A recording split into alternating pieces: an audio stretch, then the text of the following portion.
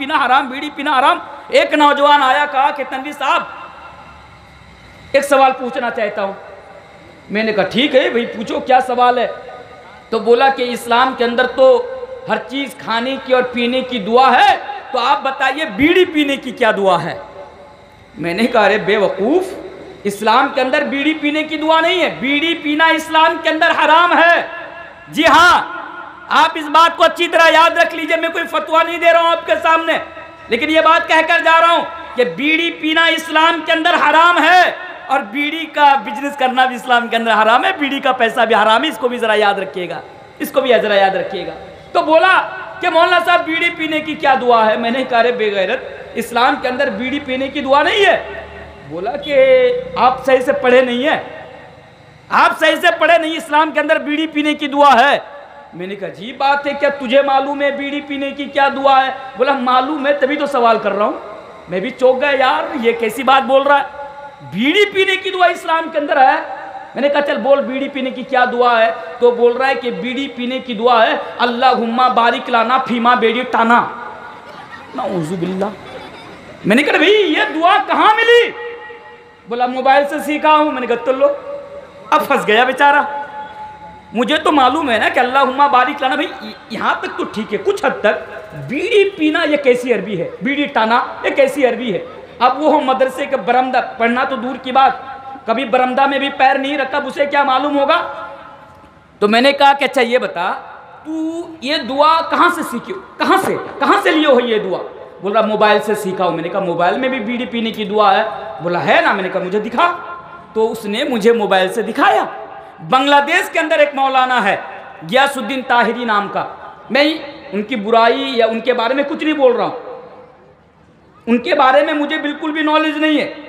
उसने आगे क्या बोला था, पीछे क्या बोला था, बस उसने अपनी दौरान तकरीर यानी तकरीर के दौरान, तकरीर के बीच में किसी तरह ये बात कहा था और मीडिया वालों ने आगे से कट कर दिया, मीडिया वालों ने पीछे से कट कर दिया। इतनी सी बात रखी और ऊपर में लिख दिया ये बीड़ी पीने की दुआ है। और ये नालायक समझ बैठा कि चलो अब मसला मिल गया, बीड़ी पीना हलाल है। तो जो मैं बोल रहा था, क्या बोल रहा था कि कल कयामत के दिन, ऐ लोगों, कल कयामत के दिन जो 5 सवाल किया जाएगा उनमें से एक सवाल पूरी उम्र के बारे में किया जाएगा, यानी सारी पूरी जिंदगी के बारे में किया जाएगा। दूसरा सवाल जवानी के बारे में किया जाएगा और तीसरा सवाल कि तुमने पैसा कहां से कमाया इसके बारे में किया जाएगा और चौथा सवाल कि तुमने पैसा को कहां पे खर्च किया इसके बारे में सवाल किया जाएगा। इसलिए जवानों, आज जो अब बीड़ी के नाम पर पैसा खर्च कर रहे हैं, शराब के नाम पर पैसा खर्च कर रहे हैं, या ड्रीम इलेवन पर पैसा खर्च कर रहे हैं, या गलत जगहों पर पैसा खर्च कर रहे हैं, याद रखिए दुनिया में तो आपसे कोई हिसाब नहीं मांगेगा, लेकिन कल कयामत के दिन एक एक पैसा का हिसाब आपको अल्लाह की अदालत में खड़ा होकर देना है। अच्छा, अब आइए दूसरी चीज पर जरा आ जाइए जल्दी जल्दी। तो पहली चीज, नौजवानों अपने जवानी की अहमियत को समझो। पहली चीज, ये मेरा पहला पैगाम है आज नौजवानों के नाम। दूसरा पैगाम नौजवानों के लिए आज का मेरा दूसरा पैगाम है और वो पैगाम है कि ऐ नौजवानों अपने ईमान की हिफाजत करो, ईमान की हिफाजत करो। ये बात मैं क्यों कहकर जा रहा हूँ मुझे आपको मालूम है। ये बात मैं इसलिए कहकर जा रहा हूँ, मैं नाम नहीं लूँगा, हालांकि समझदारों के लिए इशारा काफ़ी है, वरना अगर मैं बोलने को आ जाता हूँ तो मैं किसी को नहीं छोड़ता हूँ, लेकिन आज नहीं बोलूँगा।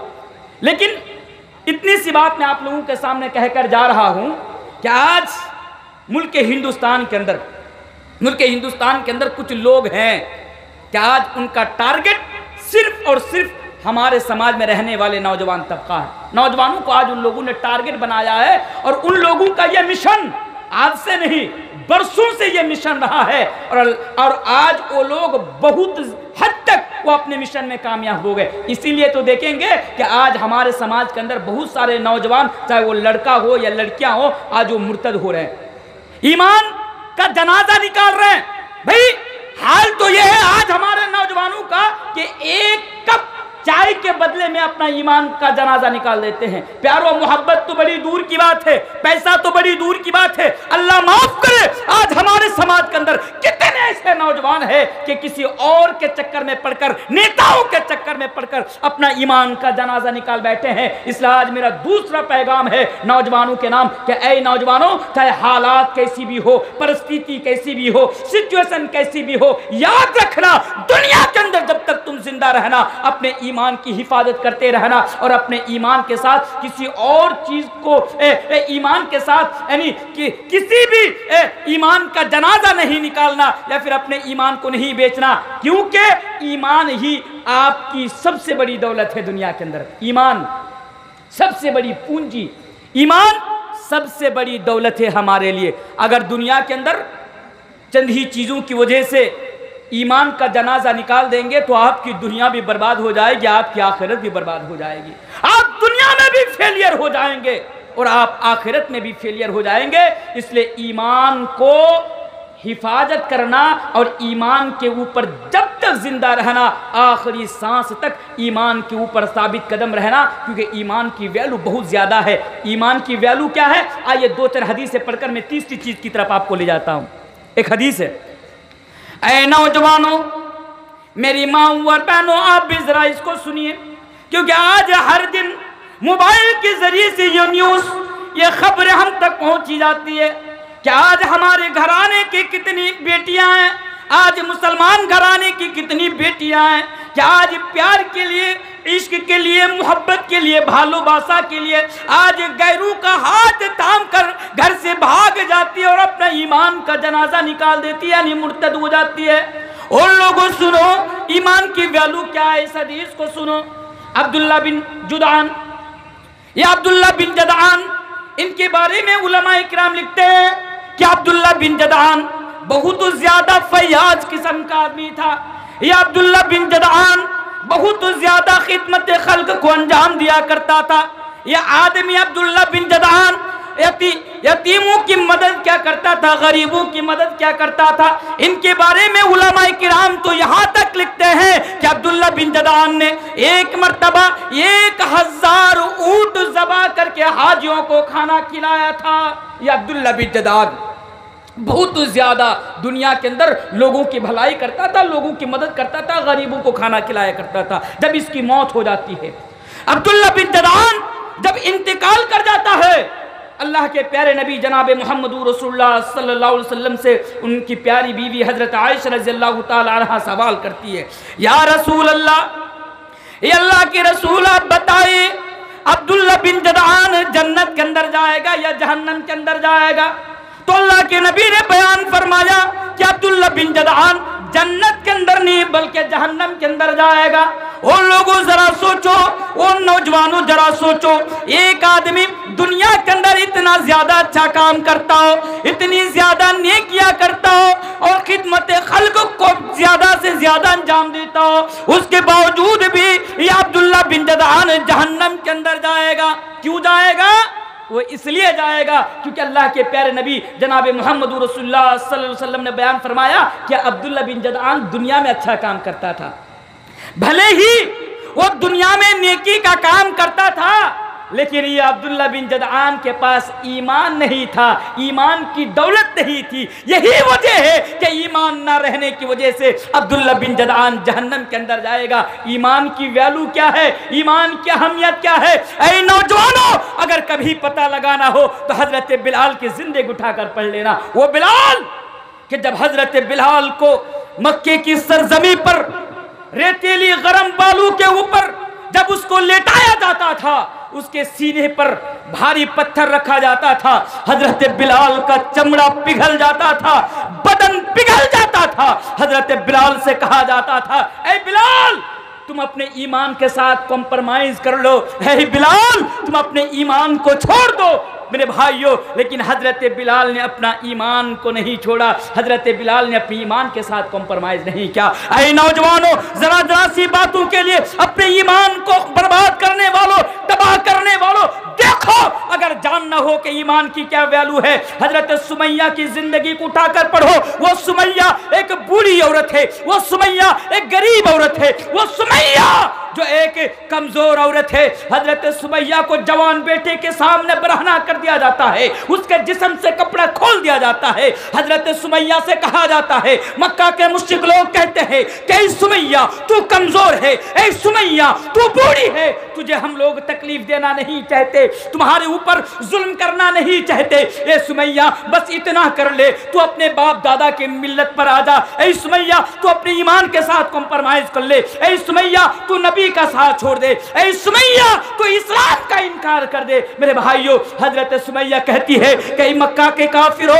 ऐ मक्का के मुश्रिकों, तुम लोगों को जितनी सजा देनी हो दे लो, जितना जुल्म ढाना है ढालो, पर सुमैया की आखिरी सांस तक सुमैया अपने ईमान के ऊपर साबित कदम रहेगी। और सुमैया ने दिखाया कि हजरत सुमैया शहीद हो गई, अपने जान की कुर्बानी दे दी, पर मेरे भाई उसने अपने ईमान के साथ कॉम्प्रोमाइज ना किया। तुम क्या जानो ईमान की वैल्यू क्या है?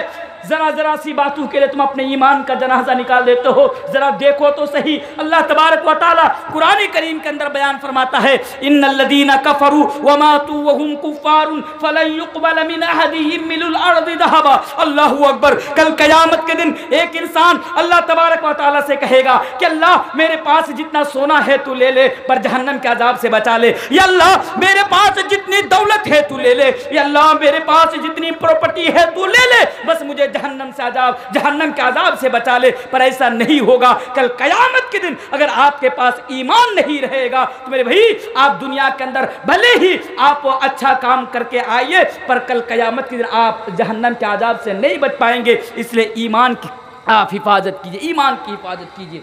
और एक हदीस मुझे याद आ गई, मुस्नद अहमद की सही हदीस है। अल्लाह के प्यारे रसूल जनाब मुहम्मद रसूलुल्लाह सल्लल्लाहु अलैहि वसल्लम जब मेराज पर जाते हैं, एक आला खुशबू की महक नबी के पास आती है। नबी करीम जनाब मुहम्मद रसूलुल्लाह सल्लल्लाहु अलैहि वसल्लम हजरत जिब्रील अलैहिस्सलाम से सवाल करते हैं कि जिब्रील ये कैसी खुशबू है, ये कैसी खुशबू की महक है? हजरत जिब्रील अलैहिस्सलाम जवाब देते हैं कि अल्लाह के रसूल, ये उस औरत की खुशबू है। कौन औरत? जो फिरौन के घर में उसकी बेटी को कंघी किया करती थी, फिरौन के घर में नौकरानी थी। जरा देखो तो सही कि इस दुनिया के अंदर उस औरत ने वो कौन सा कारनामा अंजाम दिया था कि जिसकी वजह से आज जन्नत के अंदर से उसकी खुशबू आ रही है। अल्लाह के प्यारे नबी जनाब मुहम्मद रसूलुल्लाह सल्लल्लाहु अलैहि वसल्लम ने जब हजरत जिब्रील से सवाल किया, हजरत जिब्रील ने जवाब दिया कि अल्लाह के नबी, ये औरत एक दिन फिरौन की बेटी को कंघी कर रही थी। कंघी करते करते, मुस्नद अहमद की सही हदीस है, कंघी करते करते कंघी छूट कर जमीन पर गिर जाती है। यह औरत जब कंघी उठाती है तो बिस्मिल्लाह कहकर उठाती है, यानी अल्लाह का नाम लेती है। जब इस औरत ने अल्लाह का नाम लिया, फिरौन की बेटी ने सवाल किया कि ऐ औरत, तूने जो यहाँ पर अल्लाह का नाम लिया तो अल्लाह से कौन मुराद है? क्या वो मेरा बाप है? उस औरत ने इनकार कर दिया कि फिरौन की बेटी, मैं तेरा बाप को अल्लाह नहीं मानती, मैं तेरा बाप को रब नहीं मानती। मेरा रब तो वो है जो जिसने मुझे पैदा किया और जो मुझे पालता है, जिसने पूरी कायनात का मालिक है, जो तेरा बाप का भी मालिक है, तेरा भी मालिक है, मेरा भी मालिक है। मैं उसे अपना रब मानती हूँ, मैं तेरा बाप को रब नहीं मानती हूँ। और लोगों सुनो, फिरौन के घर का वाकया है। फिरौन की बेटी ने कहा, ए औरत, अगर तुम मेरे बाप को रब नहीं मानती तो मैं अपने बाप के पास जाकर शिकायत कर दूंगी। कहा कि शौक से कर दे, जा तू शौक से शिकायत कर दे। फिरौन की बेटी फिरौन के पास आई, कहा अब्बू जान, आप अपने आप को आना रब्बुकुमुल आला कहते हैं, अपने आप को सबसे बड़ा रब कहते हैं, और लोग आपको रब भी मानते हैं, आपके सामने झुकते हैं। लेकिन अब्बू जान, हमारे घर में जो नौकरानी है, हमारे घर में जो काम करने वाली औरत है, वो औरत आपको खुदा नहीं मानती, आपको रब नहीं मानती। फिरौन ने कहा कैसी बात है, सारे लोग मुझे रब मानते हैं, सारे लोग मेरे सामने आकर सजदा करते हैं, और इस औरत की इतनी हिम्मत, इतनी जुर्रत कि ये मुझे अल्लाह नहीं मानती, ये मुझे रब नहीं मानती, लाओ उसको मेरे सामने हाजिर करो। फिरौन के घर में काम करने वाली औरत है, काम करने वाली, फिरौन की बेटी को कंगी करने वाली औरत है, उसको उसके सामने हाजिर किया जाता है। फिरौन कहता है कि औरत, तेरे बारे में जो मुझे खबर मिली है, क्या ये सच है? ऐ औरत, क्या तुम मुझे अपना रब नहीं मानती? उस औरत ने कहा कि फिरौन, जा जा जा, हट, साइड हट, तू और वो भी अल्लाह नहीं, मैं तुझे अल्लाह नहीं मानती। फिरौन कहता है कि औरत, मैं तुझे ऑप्शन दे रहा हूं, अगर तू मुझे अपना रब स्वीकार कर लिया तो चलो ठीक है, अगर तूने मुझे अपना रब तस्लीम नहीं किया, अगर तूने मुझे अपना रब नहीं माना, तो तुझे और तेरे एक एक बच्चे को मैं जिंदा आग में फेंकवा दूंगा, मैं जिंदा आग में जला दूंगा। नौजवानों, जरा इस हदीस को भी जरा सुनो। मेरी माओ बहनों, पर्दा के पीछे से जरा इस हदीस को भी सुनो। ईमान की वैल्यू क्या है, ईमान की अहमियत क्या है, और ईमान किसे कहते हैं, जरा देखो। उस औरत ने इनकार कर दिया कि फिरौन, जा, मैं तुझे अपना रब नहीं मानती। फिरौन ने क्या किया? माँ के सामने एक एक बच्चा को जिंदा आग में फेंकवा दिया, जिंदा आग में जला दिया। मुझे बताइए ईमानदारी के साथ, क्या एक माँ कभी ये बर्दाश्त कर सकती है कि उनकी नज़रों के सामने, उनकी आंखों के सामने उसका बच्चा आग में जिंदा जल जाए, उसको आग में जिंदा जला दिया जाए? हमारा हाल तो यह है कि अगर हमारी आंखों के सामने अगर बच्चा जल जाए, फौरन आनन फानन हम उसको अस्पताल में ले जाते हैं, ताकि बच्चे को बचाने के खातिर हम अपनी जिंदगी को दांव पे लगा देते हैं। मेरे भाई, अपना बच्चा से सबको प्यार होता है, सबको मोहब्बत होती है, लेकिन जब ईमान की बात आए तो बच्चे की मोहब्बत एक जगह, ईमान एक जगह। मेरे भाई, उस माँ के सामने में उसका एक एक बच्चा जिंदा आग में जला दिया गया, लेकिन उसने अपने ईमान के साथ कॉम्प्रोमाइज नहीं किया। उसने फिरौन से ये नहीं कहा कि फिरौन, मेरा बच्चा को छोड़ दे, मैं तुझे रब मानने को तैयार। ऐ फिरौन, मेरा बच्चा को आग से निकाल दे, मैं तुझे अल्लाह मानने को तैयार। उस औरत ने ऐसा नहीं किया, बल्कि सारे बच्चे माँ के सामने जब जिंदा आग में जल गए, अब एक बच्चा बच जाता है, एक बच्चा, वो भी दूध मुहा बच्चा, दूध पीने वाला बच्चा, दूध पीने वाला बच्चा, वो भी माँ की गोद में बच जाता है। और अल्लाह तबारक व तआला उस बच्चे को कुव्वत गोयाई अता करता है। वो दूध पीने वाला, दूध मुहा बच्चा अपनी माँ से कहता है कि मेरी माँ, आप मुझे आग में लेकर कूद जाओ, ऐ मेरी माँ, आप मुझे आग में लेकर कूद जाओ, क्योंकि आखिरत की आग से ये दुनिया की आग बड़ी हल्की है, आखिरत के अजाब से ये दुनिया का अजाब बड़ा हल्का है। अरे भाई, वो माँ अपने दूध पीता बच्चा को लेकर आग में कूद जाती है, पर अपने ईमान के साथ कभी कॉम्प्रोमाइज नहीं करती है। इसलिए आज मेरा दूसरा पैगाम केंदुआ बिशनपुर के नौजवानों के नाम यह है कि हालात कैसी भी हो, परिस्थिति कैसी भी हो, मेरे बात की गहराई तक पहुंचने की कोशिश करे।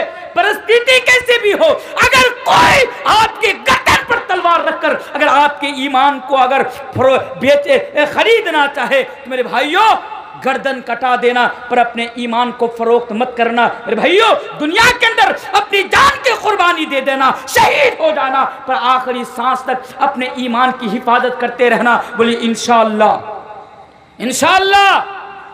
यही बात है हजरत मुआज इब्ने जबल को अल्लाह के नबी ने वसीयत किए थे कि या मुआज ला तुशरिक बिल्लाहि शैआ इन कुतिलता व हुर्रिकता।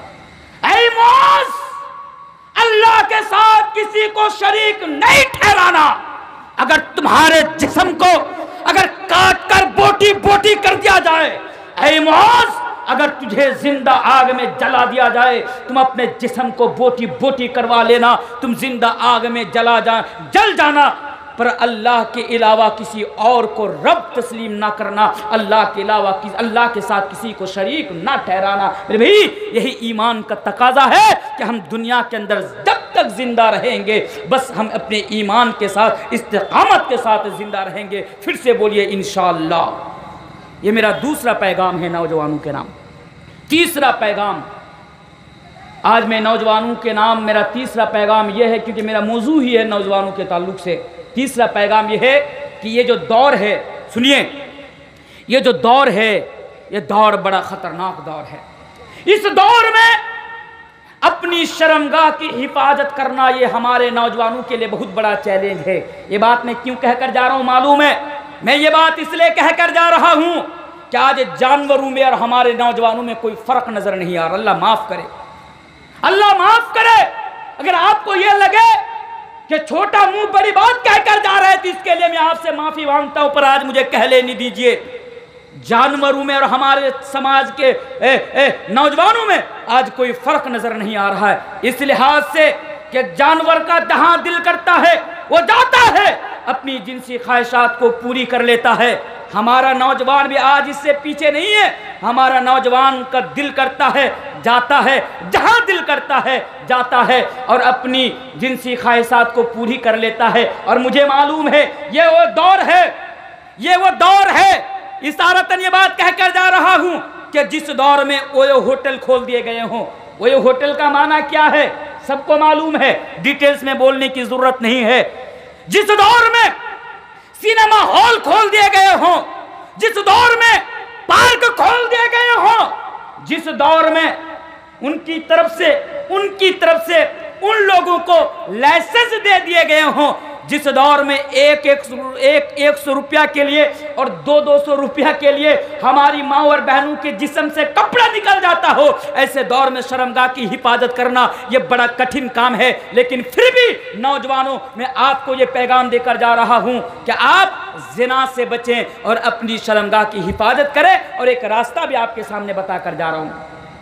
ऐ नौजवानों, मुझे मालूम है आज ये जो बॉयफ्रेंड और गर्लफ्रेंड का जो रिश्ता में तुम आज अपने दरमियान बना रहे हो, आए नौजवानों, आज जो तुम लड़कियों के पीछे भाग रहे हो बॉयफ्रेंड के नाम पर और गर्लफ्रेंड के नाम पर, यही वो रास्ता है जो तुम्हारे लिए बुराई का रास्ता खोल देता है, यही वो रास्ता है जो तुम्हारे लिए जिना का रास्ता खोल देता है। लेकिन एक मुसलमान, एक मोमिन कभी जिना नहीं कर सकता है। इसलिए मैं आपको ये पैगाम देकर जा रहा हूं, ऐ नौजवानों, अपनी शर्मगाह की हिफाजत करो। ऐ नौजवानों, तुम जिना से बचो, इसलिए कि अल्लाह के प्यारे नबी जनाब मुहम्मदुर रसूलुल्लाह सल्लल्लाहु अलैहि वसल्लम बयान फरमाते हैं, ओ दुनिया वालों, बस तुम दो चीजों की हिफाजत कर लो। अगर तुम दुनिया के अंदर दो चीजों की हिफाजत कर लोगे तो मैं नबी तुम्हें जन्नत में जाने की जमानत देता हूँ, मैं नबी तुम्हें जन्नत में जाने की गारंटी देता हूँ। ऐ नौजवानों, बस आपको दुनिया के अंदर दो चीजों की हिफाजत करनी है। नबी ने बयान फरमाया, अल फम वल फरज, अपनी जबान की हिफाजत करनी है और आपको अपनी शर्मगाह की हिफाजत करनी है। इस दौर में भी अपनी जबान की आपको हिफाजत करनी है और अपनी शर्मगाह की आपको हिफाजत करनी है। लेकिन हाँ, अगर आपको ये लगे कि शर्मगाह की हिफाजत करना बड़ा मुश्किल हो रहा है, अगर आपको ये लगे कि इस फितना से बचना, इस गुनाह से बचना बड़ा मुश्किल हो रहा है, मेरे भाइयों, आपके लिए इस्लाम ने निकाह का रास्ता खोल दिया, निकाह का रास्ता खोल दिया। ऐ नौजवानों, जाओ तुम निकाह कर लो। अगर आपको इस बात का डर है, अगर आपको इस बात का खौफ है कि आप अपनी शर्मगाह की हिफाजत नहीं कर सकते हैं, तो इस्लाम ने कहा कि नौजवानों, जाओ तुम निकाह कर लो। और याद रखो, अगर तुम जब निकाह करोगे तो वह अगजुल बसर व हसनुल फरज, अल्लाह के नबी बयान फरमाते हैं कि तुम्हारी नजर की भी हिफाजत हो जाएगी और तुम्हारी शर्मगाह की भी हिफाजत हो जाएगी। नजर की भी हिफाजत हो जाएगी, शर्मगाह की भी हिफाजत हो जाएगी। जाओ तुम निकाह कर लो। लेकिन हाँ, यहां पर एक मसला याद रखना, आज हमारा नौजवान ना निकाह के मामले में, शादी के मामले में भी फेलियर है। कितना बड़ा फेलियर है। आज हमारा नौजवान जब निकाह करने के लिए जाता है तो खूबसूरत लड़की को तरजीह देता है। आज हमारा नौजवान जब निकाह के लिए जाता है तो उसके बाप की प्रॉपर्टी को और उसके बाप की जायदाद को तरजीह देता है। आज हमारा नौजवान जब निकाह के लिए जाता है तो डिग्री को तरजीह देता है। मेरे भाइयों, नौजवानों को ये पैगाम में देकर जा रहा हूँ, नौजवानों, एक तो बात है कि तुम जिना शर्मगाह की हिफाजत करने के लिए तुम निकाह करो, और जब तुम निकाह करने के लिए जाओ, किसी लड़की का जब तुम इंतखाब करो तो उसकी खूबसूरती की वजह से सिर्फ इंतखाब मत करो, किसी नचनिया लड़की का इंतखाब मत करो, बल्कि दीनदार, जो अल्लाह के नबी ने बयान फरमाया, फज पर बिजाती दीन, दीनदार, परहेजगार, मुत्तकी लड़की को तुम इंतखाब करो, दीनदार लड़की से तुम शादी करो। अगर तुमने दीनदार लड़की से अगर तुमने दुनिया के अंदर शादी कर लिया, यकीन मानो तुम दुनिया में भी कामयाब हो जाओगे। ये तुम्हारी बीवी तुम्हारी दुनिया भी जन्नत बना देगी और आखिरत भी संवार देगी इंशाअल्लाह ताला। इसलिए इस मामले में भी आज हमारा नौजवान बहुत पीछे चल रहे हैं। खबरदार, दीनदार लड़की को तरजीह दो। अच्छा, यहाँ पर ना और एक चीज़ ऐड कर देता हूँ। वो चीज़ क्या है? हमारे समाज के अंदर कितने ऐसे नौजवान हैं कि शादीशुदा होने के बावजूद भी कहीं और पे जाके मुंह मार के चलाता है, शादीशुदा होने के बावजूद भी। और मैं आपके सामने ये सच बोल रहा हूँ भाई, मोबाइल तो सबके हाथ में है ना, सबको मालूम है मोबाइल सबके हाथ में है।